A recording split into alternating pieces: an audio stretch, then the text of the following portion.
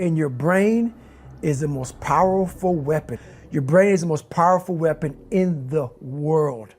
Once you put away your phones and your computers and all that shit we have nowadays, yeah, it's great. We're up to date. Your brain is the only thing you have when you're going through depression, when you're going through hard times, when you're going through death, real life shit. You can't Google that shit, man. You're alone. You're alone. You may have a shrink you're going to, you may have a best friend you're going to, but there's 24 hours in a day where you're alone in this brain, and your brain is talking to you in all kinds of ways, and it wants to control you and pull you in these different pockets. If you can't control your own brain and your brain controls you, you got to tell your brain where you want to go and how you want to go and how you want to get there. You got to control it. If not, it's over. What existed for me was, okay, man, how am I going to make this work? And all I knew back then was hard work. The only way anything gets accomplished. That's all I heard back in those days. You got to work hard. You got to work hard. I'm not getting I can't get this paragraph. I can't remember what the in this paragraph to pass this test to get in the military. Read again. Still not getting it. Read again. But if you're not getting it, write it out. And that's how I started learning. Okay, well, I got to write out everything I do. And then write it out again. And write it out again. And guess what happened? I got it. I got it. I can't swim. I'm negative buoyant. Go back again. I can't swim. Go back again. Go back again. Go back again. I got it. My biggest advice to give everybody in the world is, like I say, we live in an external world. Everything is you got to see it, touch it. It's external. If you can, for the rest of your life, live inside of yourself. Stop listening to people who are calling you fat, gay, transsexual, nigger. Everything that makes no sense. All these insecure people putting their insecurities on you, you got to flush it out. You got to just be whoever the hell God or whatever the hell you believe in. If you believe in nothing but yourself, I don't care what it is. You got to take everything and throw it away. You have to believe in one thing, and that is yourself.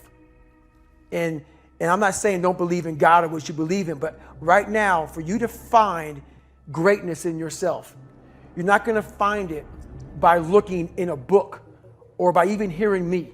I may give you the spark, but you've got to go inside yourself to find it. And that means you got to be quiet. Go in a room, stop talking, search your soul, search your mind, search your abilities, and you'll find it. But if you're not looking for it, you won't find it. So you got to go start your journey. And the journey starts with you finding, why the hell am I here on this planet Earth? Why am I here?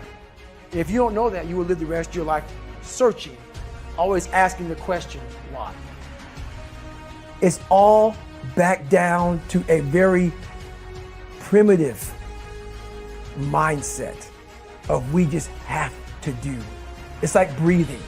Breathing becomes normal. We don't even know that we're doing it. That's how you have to live your life. When that alarm clock goes off at 4 or 5 in the morning, your mind says no. You just say, this is what we do. It's what we do now. Because to get to where you want to go, the amount of pain involved, I'm not saying physical, I'm not saying you got to break yourself off. The amount of mental pain of how many times you're going to have to do something that you don't want to do to get to where you want to go is going to be, there's going to be more times you do something that you don't want to do. That's your new norm. So then it's like breathing. And then once you do this over and over and over again, it becomes like breathing. I don't want to live this lifestyle, but to get to the other side of this, I have to. I'm not saying to put yourself down. I'm saying listen to the truth. And the truth isn't in the 20%. The truth is in this other part of your brain saying, look, man, you're wasting a bunch of percentage here. We have 80 more percent that we're not tapping into, because in this other 80% is suffering, pain, failure, self-doubt, darkness, and then a whole bunch of light. But to get to this light, you gotta go through all of this shit. So a lot of us know that. I can get over here, but over here, man, this is much better because I got to go through this journey that is not fun. This from 20 to 100%, this shit in between is not fun. So we decided to live over here. So everybody goes, how do you do that? You know exactly how to do that. You know exactly, it's not a magic trick. There's nothing I talk about in that book that's a magic trick. It's all back down to a very primitive mindset of we just have to do. It's like breathing. Breathing becomes normal. Like we don't know that we're doing it. That's how you have to live your life. When that alarm clock goes off at 4 or 5 in the morning, your mind says no. You just say, this is what we do. It's what we do now. Because to get to where you want to go, the amount of pain involved, I'm not saying physical, I'm not saying you got to break yourself off. The amount of mental pain of how many times you're going to have to do something that you don't want to do to get to where you want to go is going to be, there's going to be more times you do something that you don't want to do than you are going to want to do it. And that's your new norm. So then it's like breathing. And then once you do this over and over and over again, it becomes like breathing. I don't want to live this lifestyle, but to get to the other side of this, I have to. So if you really want it, you realize what trying is and what trying is not. Most of this generation quits the second they get talked to. You did this wrong, or they get yelled at. It's so easy to be great nowadays because everybody else most people are weak. This is a softened generation. So if you have any mental toughness, any ability, if you have any fraction of self-discipline, the ability to not want to do it but still do it. People have a hard thing understand. I hate to run. Well, why do you run if you hate it? What are you talking about? I don't want to take showers and eat either. I hate that too. That's life, man. It wasn't until I changed that mentality that I became somebody. But if you can get through doing things that you hate to do, on the other side is greatness. That's what people understand. By me running, I am callous in my mind. I'm not training for a race. I'm training for life. I'm training for the time when I get that 2 o'clock in the morning call that my mom is dead or something happens tragic in life. I don't fall apart.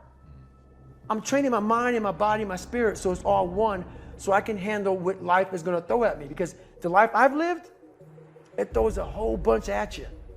And if you're not physically and mentally prepared for that, you're just going to crumble and you're good for nobody. And that's why I talk about the warrior mentality. And that's why so many people are lost when I start talking. You have the right. You're lucky that you don't have to think like warriors think. You're very privileged. I chose this world to be a warrior. And I would choose it again if I came back to this world. But the mentality of a warrior is very different than the normal mentality. So to be a warrior, why people don't understand me, I'm glad you don't understand me. Merry Christmas, good on you. Because being a warrior takes a whole different mindset. Your mentality changes. I may not live. You gotta accept that. And that's the mentality you have.